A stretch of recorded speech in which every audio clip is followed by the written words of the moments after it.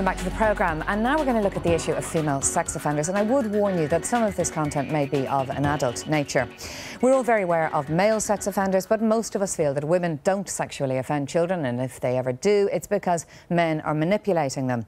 The reality, it would appear, is quite different. Now, in a moment, we're going to be talking to Ghent, a lawyer, and Sharon Lambert, a psychologist who has monitored paedophile chat rooms for women. But first, our reporter, Aisling Riordan, takes a look back at some of the cases that have made the news.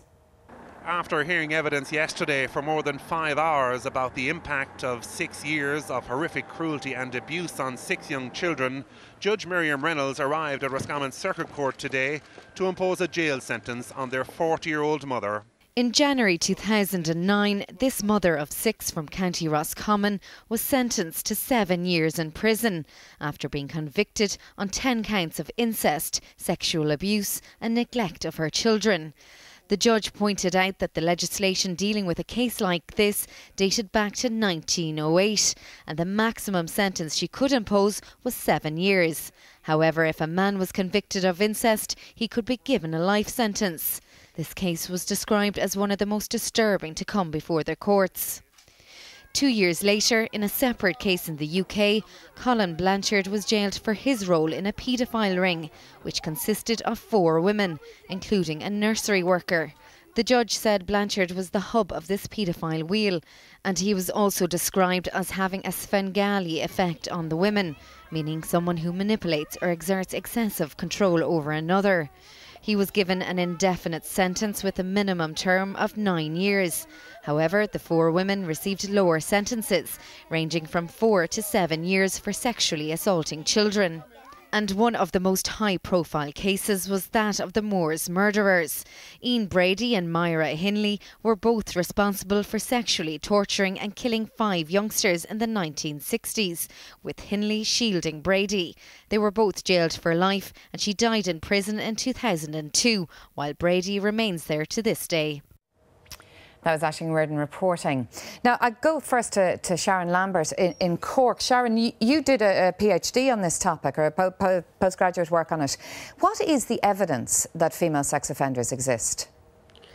Good morning, Keelin. I suppose most of the evidence that female sex offenders exist is actually from studies asking adults about their experiences of sexual abuse as children. In general, sexual abuse is underreported, and particularly so with female sex offenders. So a lot of the abuse doesn't tend to end up in front of the courts.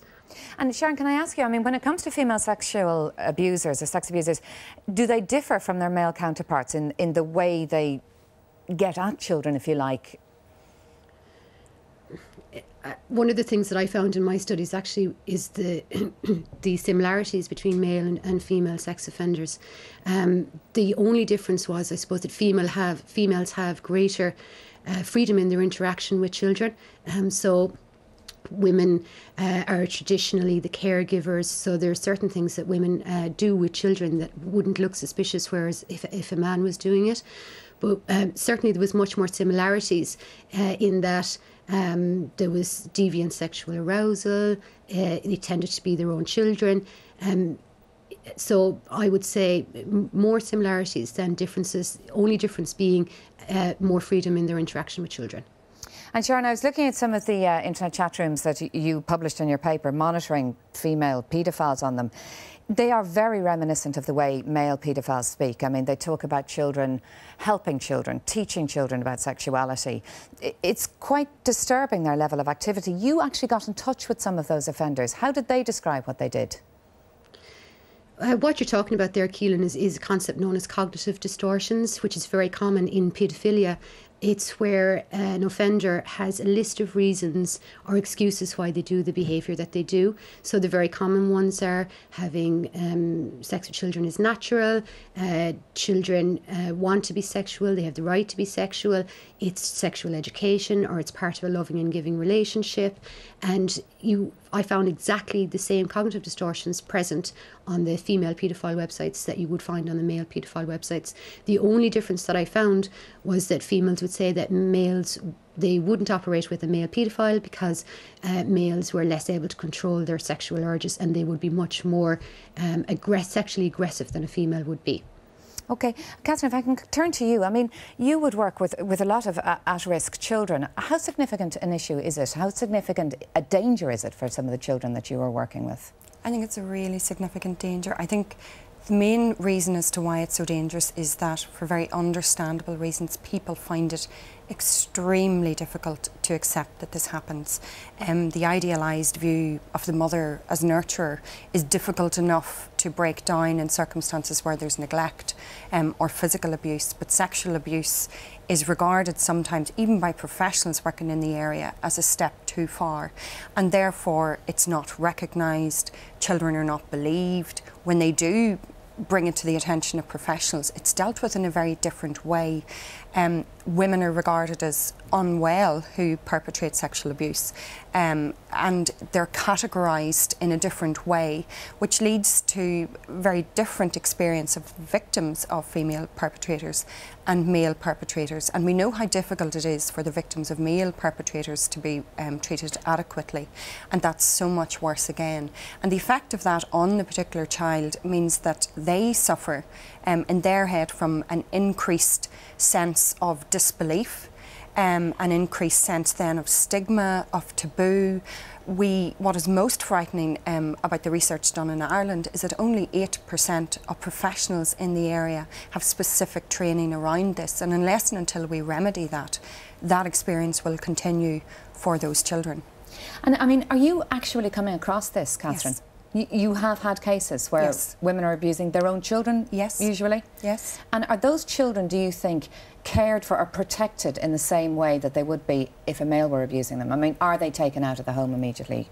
No, they're not, and it again goes to that thing of being believed before action is taken. But then the categorisation of the mother as perhaps being someone unwell who requires help rather than to be dealt with through the criminal system, for example. And even if they do go through the criminal system, I mean, I think that is only the tip of the iceberg in terms of numbers going through there, but how they're dealt with in that system, because again, juries don't want to believe that this can happen. And I think it would be very interesting to do studies in relation to how many offences are put before the court and in how many cases convictions are secured. Or also, I think what would be very interesting is how many charges are put to women and dropped by the DPP at trial stage, because that happens as well, that where women are charged with sexual offences, there's perhaps a perception by the DPP that will be harder to get over the line. So if we accept something of a lesser seriousness, then we might have a chance of convicting on something. And of course what that means is then if you remove the sexual element of the charge, it means that that woman won't have her name on the, it's referred to as the sexual offenders register, but really it is that she won't have a requirement to notify the Gardaí of her movement. So the danger of her is not what was spoken about there, yeah. The greater access to children, and that's what makes them really, really dangerous in certain cases. OK, this really is a huge challenge. Unfortunately, we're going to have to leave it there. Catherine Ghent, Sharon Lambert, thank you both very much indeed for joining us this morning. Really appreciate your time. Now, if you have been affected by the issues from this discussion, the Rape Crisis Centre National 24-hour helpline is 1-800 778888, and there's also Childline on 1-800 666 666.